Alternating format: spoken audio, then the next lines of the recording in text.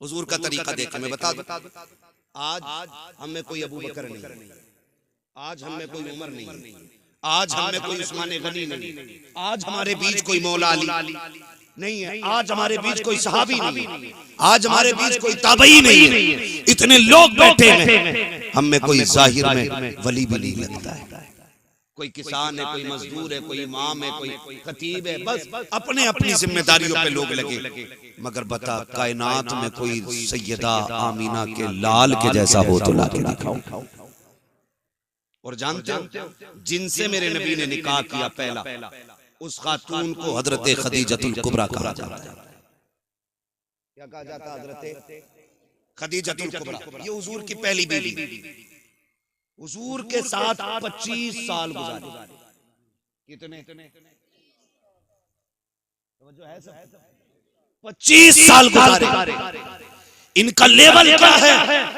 आका फरमाते पूरी कायनात पे इस्लाम का एहसान है, लेकिन इस्लाम पे मेरी खदीजा का एहसान है। ये इनका लेवल है, ये इनका स्टेटस है, ये इनका मकाम है। आका फरमाते पूरी कायनात पे इस्लाम का एहसान, लेकिन खदीजा वो है जिसका इस्लाम पे एहसान। अब आप जरा देखें, एक दिन मेरे नबी की अम्मी हजरत हलीमा सादिया रज़ी अल्लाह ताला, ये कौन है? ये हुजूर की रिजाई अम्मी। कैसी अम्मी है? रिजाई अम्मी उस माँ को कहा जाता है जिसने दूध पिलाया हुआ। हकीकी माँ वो होती है जिसने पैदा किया, रिजाई वो होती है कि जिसने सिर्फ दूध पिलाया हुआ। हजरत हलीमा सादिया वो है जिन्होंने दूध पिलाया है। एक दिन इत्तेफाक से सफर करते करते मुस्तफा की चौखट तक आ गई, आकर के बैठी है हजरत खदीजतुल कुबरा रज़ी अल्लाह ताला अन्हा सामने खड़ी है। आका जो हुक्म दे रखे हैं तोड़ के लाती है, ला के दे देती है, तोड़ के लाती है, जाती है, ला करके दे देती है। जब तक हजरत हलीमा घर में रखी, हजरत हलीमा जब तक घर में रखी, हजरत खदीजतुल कुबरा बैठी नहीं थी।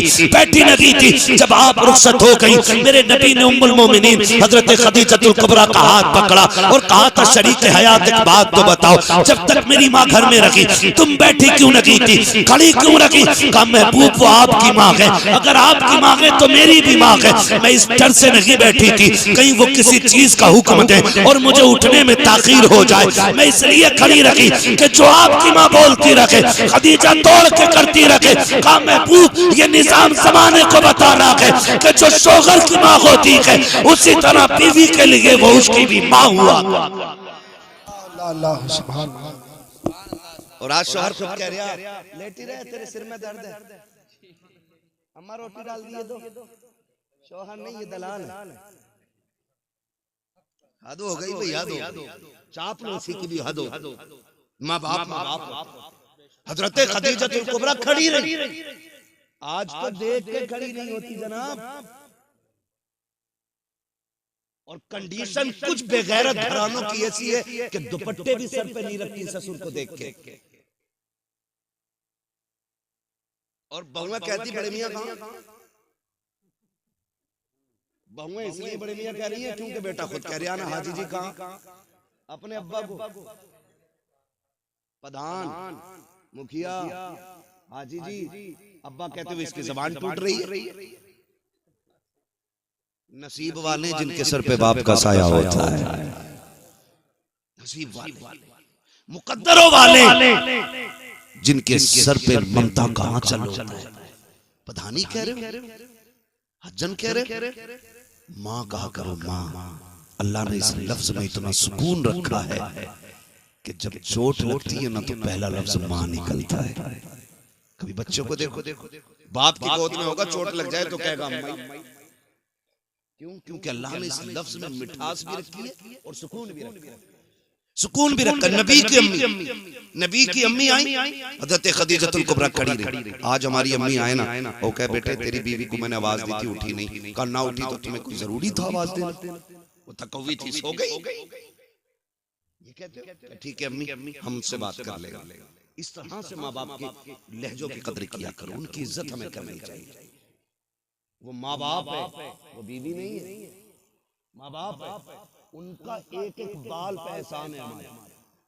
एक एक बात अगली बात करने लगा, निजाम मुस्तफा घरों में लाइए, फिर देखिए घर कैसे जन्नत लगती है, घर कैसे जन्नत लगती है। आज धीरे धीरे वो तुम्हें माँ बाप से दूर करती है, फिर बहनों से दूर करती है, फिर भाइयों से अलग कर देती है, और फिर जब अपनी पे आती है खुद जूता लेके खड़ी हो जाती है। फिर कहते हो तावीज दे दो मौलाना, बीवी फर्मा बरदार नहीं, मरखाना बैल तूने नाथ लिया, एक बीवी कंट्रोल नहीं। अब हमसे कहाँ मुंह बंद हो रहा है भाई, ये मुंह तुझे बंद करना था। तो कंडीशन ये हो जाती है, फिर क्या, फिर तो आ रहा थक के, वो कह रहा पानी लाइए जरा, कह रही पी लो, मैं कौन सी ठाली थी सुबह से, तुम्हें क्या लग रहा है मैं खाली बैठी थी। का गुड्डू को नहलाया, बब्बो के कपड़े धोए, पोछा लगाया, फ्रिज साफ किया, शोहर से ज्यादा अपने काम गिना देती है। ये मक्कार औरतों की निशानी होती है, मक्कार बदअमल औरतों की पहचान है। जो फर्माबरदार होती है ना, शोहर की पहली आवाज पे दौड़ जाती है, पहली आवाज। शोहर थक के आया, खुद बीमार होकर पड़ गई। होता क्या है, कभी बाहर ना मोहल्ले में दिन भर घूमेगी, शोहर के आने के टाइम चद्दर ओढ़ के, क्या हुआ कि सिर में आधे में बड़ा दर्द है, आधे में दर्द है तो सर घर सर पे उठा लेती है, पूरे में हो तो क्या करे, करिए कि सर में दर्द। जाओ जाके बेटियों को सबक दो। घर ऐसे नहीं चला, घर ऐसा चला करते हैं, शोहर थक के आए ना, बिस्मिल्लाह पढ़ के उठ, गिलास पानी का लेके बगैर के जाके खड़ी हो जा। तुझे नहीं पता जब तू उसे मुस्कुरा के देखेगी, वो तुझे मुस्कुरा के देखेगा, अल्लाह दोनों के सारे गुनाह माफ फरमा देगा, सारे गुनाह बख्श दिए जाते हैं। वो तो निहायत सस्ता सौदा बेच रहे हैं जन्नत का, हम मुफलिस का मोल चुकाएं, अपना हाथ ही खाली, अपना हाथ ही खाली है। इतनी आसान भी है जन्नत, लेकिन घर को जहन्नम बना रखा है। अगर कह दिया मेरे लिए ऐसा जोड़ा लाना जैसे अच्छन की बीबी ने पहन रखा था, अगर वो वैसा जोड़ा न लाया, फेंक देती है, फेंक कह के मैंने अपने बाप के घर कभी ऐसा नहीं पहना। जाओ जाके बेटियों को पढ़ाओ कि बाप के घर जो तूने सोना पहना, चांदी पहना, हीरे जवाहरात पहन लिए, कभी इसका तज़किरा तूने शोहर के घर नहीं करना जा करके। वो तुझे जिस हाल में रखे तुझे उस हाल में रहना है। तेरी बेटी नबी की बेटी से बड़ी नहीं है, तेरी बेटी मुस्तफा के घर दूल्हा बन के आने वाले, तेरा बेटा अली से बड़ा नहीं है, ज्यादा इतराने की जरूरत नहीं है। मुस्तफा को देखो, जब बेटी का रिश्ता किया था आका करीम ने कहा था, फातिमा मैंने तेरे रिश्ते का फैसला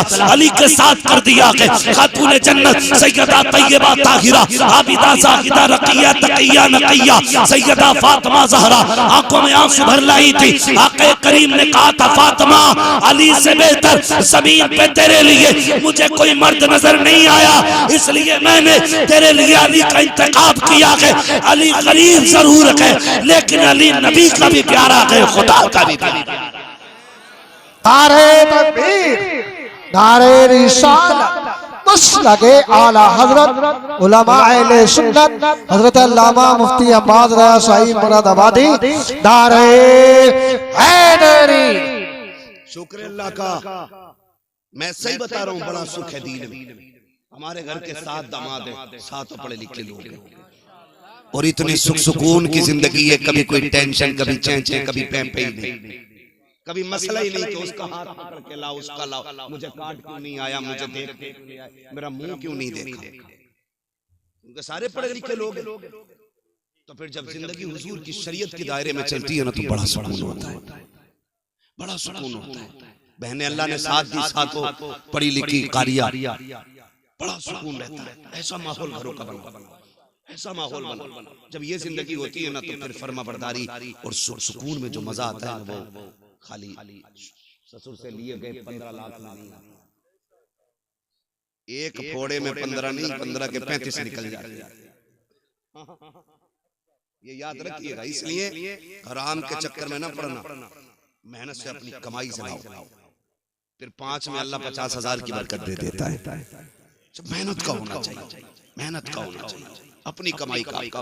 भीख में मिले हुए से क्या यार, तुमसे हमसे सबसे ज्यादा पैसे तो उन फकीरों के पास है जो जामा मस्जिद के गेट पे बैठ कर भीख मांगते हैं।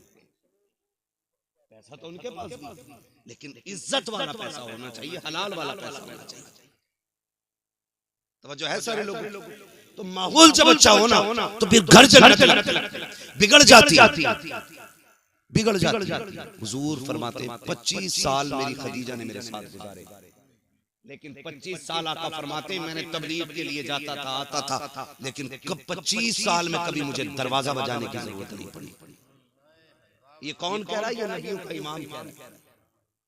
25 साल कहते कभी चौखट बजाने की जरूरत नहीं पड़ी। आका फरमाते एक दिन आया, मैंने खदीजा से कहा, खदीजा क्या बात है, मैं कभी खांसा नहीं, कभी आवाज नहीं दी, कभी कुंडी नहीं बजाई, कभी हाथ नहीं मारा, तुम्हें कैसे पता चल जाता मैं आ गया? बड़ी प्यारी बात खदीजतुल कुबरा ने कही थी, कहा हुजूर आप मेरे दिल में रहते हैं और आपकी खुशबू मेरी सांसों में रहती है। हुजूर कहना उन्हें पड़ता है जिनके आने का पता ना हो। आप आते हैं तो एहसास खुशबू से हो जाता है कि मेरा महबूब तशरीफ ला रहा है।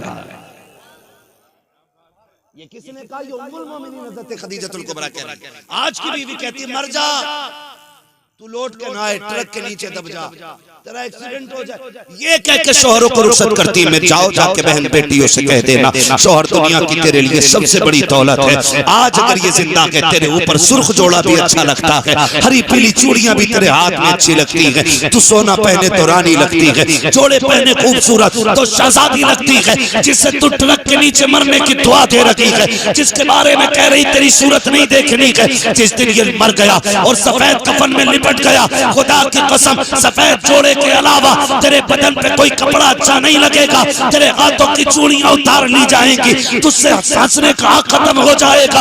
एक बेवा की जिंदगी क्या होती है? जा किसी बेवा से जाके पूछ, आज तुझे घमंड है अपनी जवानी पे, अपनी ताकत पे और अपनी इज्जत पे। सोच जिस दिन शोहर चला जाएगा कोई थूक के तेरी तरफ देखने के लिए तैयार नहीं होगा, कोई तुझे 2 वक्त की रोटी देने के लिए तैयार नहीं होगा। आज जो हुकूमत चल रही है ये तेरी पावर की वजह से नहीं, ये तेरे शोहर की वजह से चल रही है। इसलिए जाओ जाके बेटियों से कह देना कभी शोहर की मौत ना मांगना, मौत ना मांगना। अल्लाह तौफीक